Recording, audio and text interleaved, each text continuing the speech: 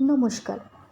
গল্পগুচ্ছ সাথে অর্পিতার আসরে সকল শ্রোতা বন্ধুদের স্বাগত জানাই। গল্পগুচ্ছ সাথে অর্পিতার চ্যানেলে আজকের নিবেদন শরৎচন্দ্র চট্টোপাধ্যায়ের লেখা গল্প সতী। গল্পটি বলার সময় আমার যদি কোনো ভুল হয়ে থাকে তাহলে আমি সবার কাছে ক্ষমা প্রার্থী। আর গল্পটি যদি আপনাদের ভালো লেগে থাকে তাহলে লাইক, সাবস্ক্রাইব ও ছোট্ট একটি কমেন্ট করতে ভুলবেন না। আপনারা কমেন্ট করলে তবেই আমি জানতে পারি আমার গল্প পাঠ আপনাদের কেমন লাগছে। তাহলে চলুন শোনা যাক আজকের গল্প সতী। গল্প পাঠে আমি অর্পিতা।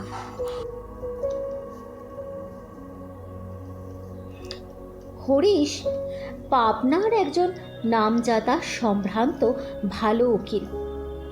সে কেবল ওকালতি পেশাতেই নাম কামায়নি, সে মানুষ হিসেবেও খুব ভালো। সমাজের সব ধরনের মানুষের সাথে তার সদ্ভাব আছে। শহরের কোনো কাজই তাকে বাদ দিয়ে হয় না। সেদিন সকালে দুর্নীতি দমন সমিতির কার্যকারী সভার একটা বিশেষ অধিবেশন ছিল। কাজ সেরে বাড়ি আসতে বেশ অনেকটাই দেরি হয়ে গেছে। এখন কোনো মতে নাকে মুখে দুটি খাবার গুজে সময়ে আদালতে পৌঁছতে পারলে হয়। হরিশের এক বোন আছে, নাম উমা। তার বিয়ে হয়েছিল অতি অল্প বয়সে। বছর ঘুরতে না ঘুরতেই বিধবা হয়। সেই থেকে সে দাদার সঙ্গেই থাকে। হরিশ হন্তদন্ত হয়ে খেতে বসলে কাছে এসে বসল উমা। দাদার পাতের দিকে তার কড়া নজর। পাছে দেরি হয়ে যাবার অজুহাতে অল্প খেয়ে হরিশ উঠে না পড়ে। ঠিক এমন সময় হরিশের স্ত্রী নির্মলা ধীর পায়ে ঘরে ঢুকল। তার চোখ মুখে যেন লেগে আছে এক অদ্ভুত শীতলতা। ঠান্ডা গলায় সে বলল, হ্যাঁ গো, কালকের কাগজে দেখলাম আমাদের লাবণ্য প্রভা আসছে এখানকার মেয়ে স্কুলের ইন্সপেক্ট্রেস হয়ে। কথাগুলো নিতান্তই সহজ হলেও ইঙ্গিতটা ছিল অনেকটাই গভীর। উমা চমকে উঠে বলল, সত্যি নাকি? তা লাবণ্য নাম তো এমন কতজনের আছে গো বৌদি? হ্যাঁ, তা আছে। তা ওকেই নয় জিজ্ঞেস করি। কি গো? হরিশ মুখ তুলে কিছুটা রেগে গিয়ে বলে উঠল, আমি জানবো কি করে শুনি? গভর্নমেন্ট কি আমার সঙ্গে সব কিছু পরামর্শ করে তবে লোক বহাল করে? আহা, চড়ছো কেন? রাগ করছো কেন? আমি তো রাগের কথা কিছু বলিনি। তোমার তদবির তাগাদায় যদি কারোর উপকার হয়ে থাকে সে তো ভালো কথা। এই বলে সে যেমন এসেছিল তেমনই হেলতে দুলতে মৃদু পায়ে ঘরের বাইরে চলে গেল। ও ও কি দাদা, ও তুমি কি করছো? আমার মাথা খাও, মাথা খাও তুমি। উঠো না, উঠো না দাদা, এভাবে খাবার ছেড়ে উঠতে নেই গো। হরিশ বিদ্যুৎ বেগে আসন ছেড়ে উঠে পড়েছে। রাগে তার মুখখানা টকটকে লাল। না না, আর আমি ভাত খাবো না, আমার খাওয়া হয়ে গেছে। শান্তিতে এক মুঠো খাবারও জো নেই রে। এবার আত্মঘাতী না হলে আর। এই বলতে বলতে সে যাবার পথে স্ত্রীর শীতল কণ্ঠস্বর আবার তার কানে গেল। কেন গো, তুমি কোন দুঃখে আত্মঘাতী হবে? যে হবে সে একদিন জগৎ দেখবে। এবার হরিশ কিছুটা বিরক্ত হয়েই নির্মলার কথার কোনো কিছু জবাব না দিয়েই আদালতের দিকে রওনা দিল। এইখানে হরিশের একটু পূর্ব বৃত্তান্ত বলা প্রয়োজন। এখন তার বয়স 40-এর কম নয়, কিন্তু কম যখন সত্যিই ছিল সেই সময় একটু ইতিহাস আছে বৈকি। বাবা রামমোহন তখন বরিশালের সব জজ। হরিশ এমএ পরীক্ষার পড়া তৈরি করতে কলকাতার মেস ছেড়ে বরিশালে এসে উপস্থিত হলো।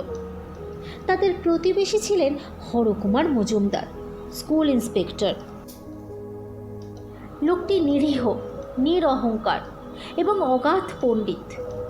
সরকারি কাজে ফুরসত পেলে এবং সদরে থাকলে মাঝে মাঝে এসে সদরওয়ালা বাহাদুরের বৈঠকখানায় বসতেন। অনেকেই আসতেন, টাকওয়ালা মুন্সেফ, দাড়ি ছাটা ডেপুটি, মহাস্থবির সরকারি উকিল এবং শহরের অন্যান্য মান্যগণের দল। বলা ভালো, সন্ধ্যার পর কেউই প্রায় অনুপস্থিত থাকতেন না। যদিও তার কারণ ছিল, সদরওয়ালা নিজেই ছিলেন নিষ্ঠাবান হিন্দু, অতএব আলাপ আলোচনার অধিকাংশই হতো ধর্ম সম্বন্ধে, এবং সব জায়গাতেই যা ঘটে থাকে এখানেও তেমনই অধ্যাত্ম তত্ত্বকথার শাস্ত্রীয় মীমাংসার সমাধা হতো খণ্ডযুদ্ধের অবসানে। সেদিন এমনই একটা লড়াইয়ের মাঝখানে হরকুমার তার বাঁশের ছড়িটা হাতে করে আস্তে আস্তে এসে উপস্থিত হলেন। এই সকল যুদ্ধ বিগ্রহের ব্যাপারে কোনোদিনই তিনি কোনো অংশগ্রহণ করতেন না। নিজে ব্রাহ্ম সমাজভুক্ত ছিলেন বলেই হোক, অথবা শান্ত মৌন প্রকৃতির মানুষ ছিলেন বলেই হোক, চুপ করে শোনা ছাড়া গায়ে পড়ে নিজের মতামত প্রকাশ করবার ইচ্ছেটা তার কোনোদিনই হতো না। আজ কিন্তু একটু অন্য ব্যাপার ঘটল। তিনি ঘরে ঢুকতেই টাকওয়ালা মুন্সেফবাবু তাকেই মধ্যস্থ বানিয়ে বসলেন। এর কারণ, এইবার ছুটিতে কলকাতায় গিয়ে তিনি কোথায় যেন এই লোকটির ভারতীয় দর্শন সম্বন্ধে গভীর জ্ঞানের একটা জনরব শুনে এসেছেন। মুন্সেফবাবু তার তারিফ করতেই হরকুমার কেবল স্মিত হাসলেন। অল্পক্ষণ পর বোঝাই গেল, শাস্ত্রের বঙ্গানুবাদ মাত্রা সম্বল করে তার সঙ্গে তর্ক চলে না। সবাই খুশি হলেন না শুধু সাব জর্জ বাহাদুর নিজে। অর্থাৎ যে ব্যক্তি জাতি দিয়েছে তার বা শাস্ত্রজ্ঞান কিসের? মান অপমানের তোয়াক্কা না করে সে কথা তিনি বলেও ফেললেন। সকলে উঠে গেলে তার পরম প্রিয় সরকারি উকিলবাবুকে চোখের ইঙ্গিতে হেসে বললেন, শুনলেন তো বাদুড়ি মশাই, ভূতের মুখে যেন রাম নাম আর কি। কিন্তু সত্যি বলতে ভাদুড়ি ঠিক সায় দিতে পারলেন না। আমতা আমতা করে বললেন, তা বটে, কিন্তু জানে খুব, সমস্তটাই যেন মুখস্থ। আগে ওই মাস্টারি করতো কি না। ও জানার মুখে আগুন, এরাই হলো জ্ঞান পাপী, এদের আর মুক্তি নেই। এদিকে হরিশ সেদিন চুপ করে একধারে বসেছিল। এই স্বল্পভাষী পৌরের জ্ঞান ও পাণ্ডিত্য দেখে সে সত্যিই মুগ্ধ হয়ে গিয়েছিল। সুতরাং বাবার অভিমত যাই হোক, ছেলে তার আসন্ন পরীক্ষার চাপ থেকে মুক্তি পেতে হরকুমারকে গিয়ে ধরে। সাহায্য তাকে করতেই হবে। হরকুমারও সম্মত হন। এইখানে তার মেয়ে লাবণ্যর সঙ্গে হরিশের পরিচয় হলো। সেও আইএ পরীক্ষার পড়া তৈরি করতে কলকাতার গণ্ডগোল ছেড়ে বাবার কাছে এসেছিল। সেদিন থেকে প্রতিদিন আনাগোনায় হরিশ বইয়ের দুরহ অংশই শুধু জানল না, আরও একটা জটিলতর বস্তুর স্বরূপ জেনে গেল, যা তত্ত্ব হিসেবে ঢের বড়। কিন্তু সে কথা এখন থাক। ক্রমশ পরীক্ষার দিন কাছে ঘেঁষতে লাগলো। হরিশ কলকাতায় চলে গেল। পরীক্ষা সে ভালোই দিল এবং ভালো করেই পাশ করল। কিছুকাল পরে আবার যখন লাবণ্যর সঙ্গে তার দেখা হলো, হরিশ সমবেদনায় মুখ পাংশু করে প্রশ্ন করল, আপনি ফেল করলেন যে বড়? কেন? এইটুকুও পারবো না? আমি কি এতটাই অক্ষম? আরে না, তা নয়।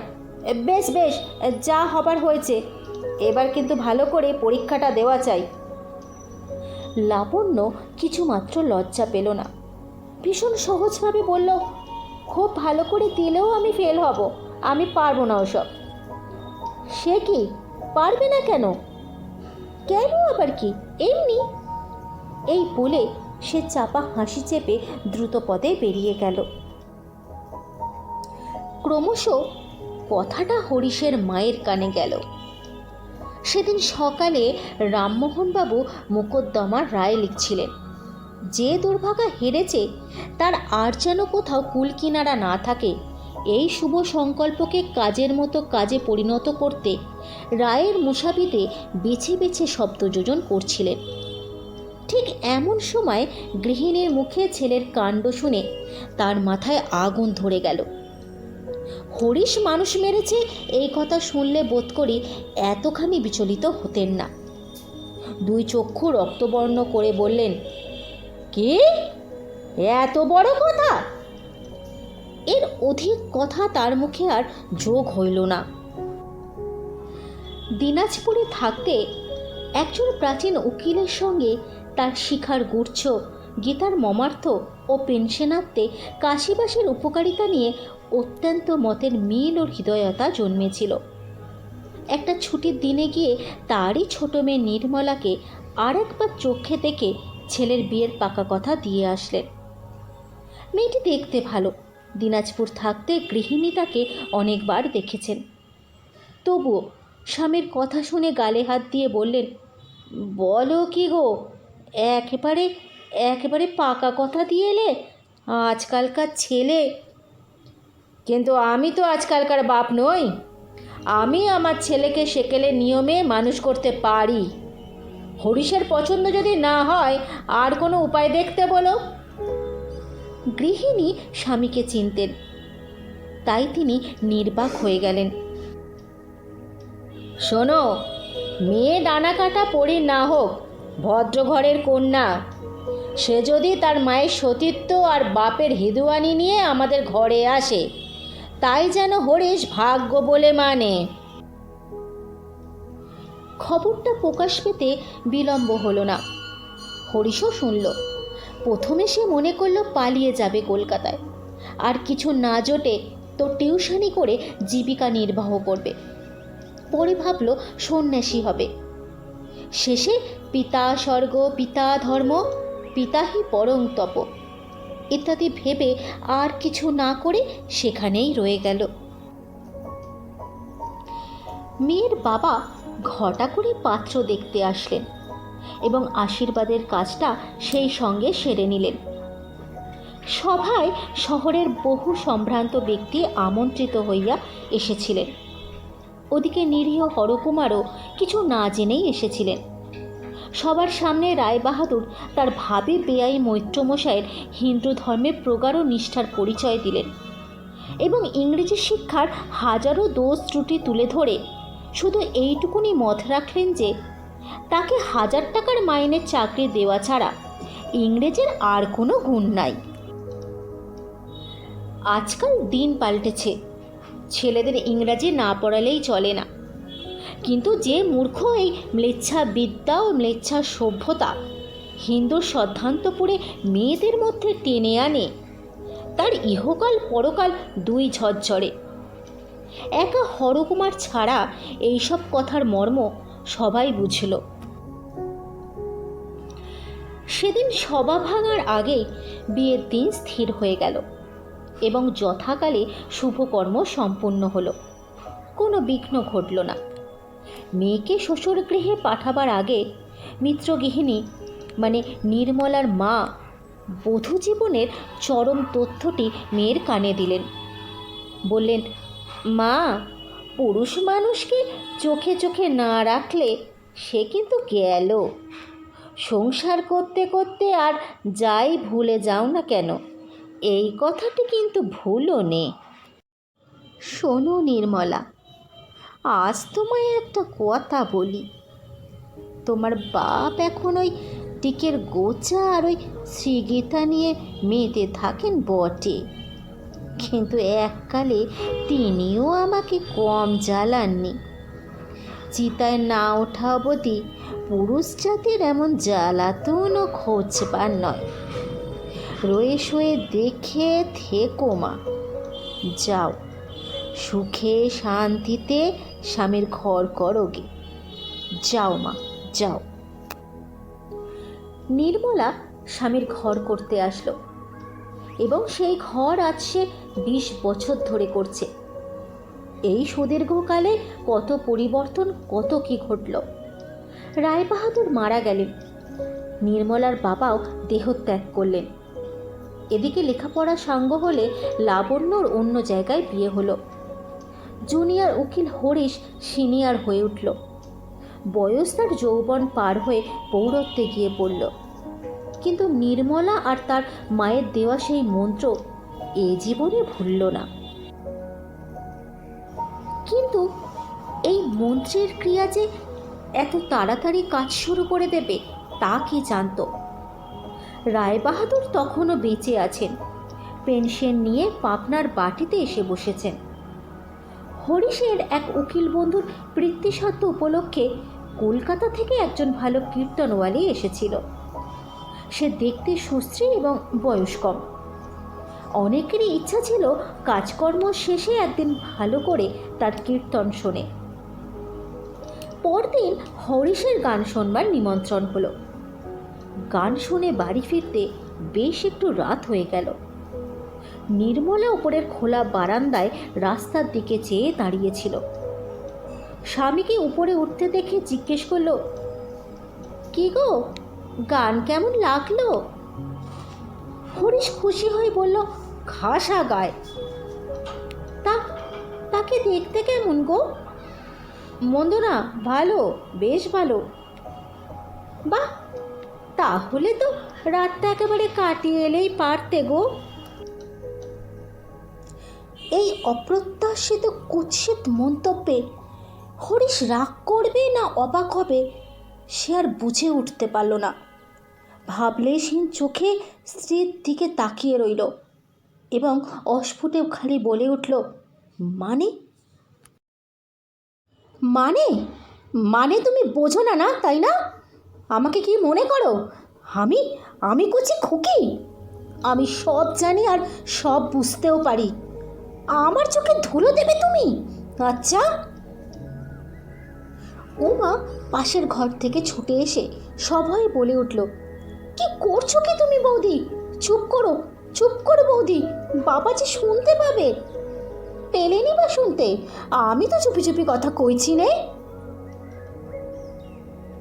এই প্রত্যুত্তরে উমা যে কি বলবে আর সে ভেবে পেল না। কিন্তু পাছে বৌদির চিৎকারে বৃদ্ধ পিতার ঘুম ভেঙে যায় এই ভয়ে সে পরক্ষণেই জোর হাতে ক্রুদ্ধ চাপা গলায় মিনতি করে বলল, রক্ষে করো বৌদি, এত রাত্রে চেঁচি আর কেলেঙ্কারি করো না। বাবার বয়স হয়েছে আর এর মধ্যে তার শরীরটাও ভালো নেই। চুপ করো, হাত জোর করে মিনতি করছি বৌদি, এবার তুমি ঘরে যাও, চুপ করো। কিন্তু নির্মলার কণ্ঠস্বরের বেগ বাল্য বই তো কমল না। কিসের কেলেঙ্কারি, কিসের কেলেঙ্কারি বলো? ও, তুমি তো বলবেই ঠাকুরজি, তুমি বলবে না? তোমার বুকের ভেতরটা তো জ্বলে পুড়ে যাচ্ছে। এই বলতে বলতে সে কেঁদে ফেলে দ্রুত বেগে ঘরে ঢুকে সশব্দে দরজার খিল বন্ধ করে দিল। হরিশ কাঠের পুতুলের মতো নিঃশব্দে নিচে এসে বাকি রাতটুকু মক্কেলদের বসবার বেঞ্চের ওপর শুয়ে কাটালো।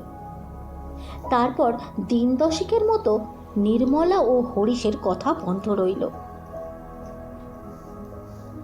কিন্তু এরপর হরিশকেও আর সন্ধ্যের পর বাহিরে পাওয়া যায় না।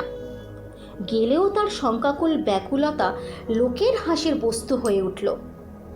বন্ধুরা রাগ করে বলতে লাগলেন, কি হরিশ, যত বুড়ো হচ্ছ রোগ যে তত বাড়ছে হে।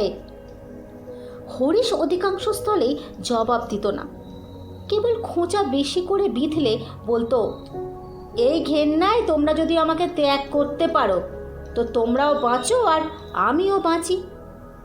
বন্ধুরা বলতেন, বৃথা বৃথা, ওকে লজ্জা দিতে গিয়ে এখন নিজেরাই লজ্জায় মরি।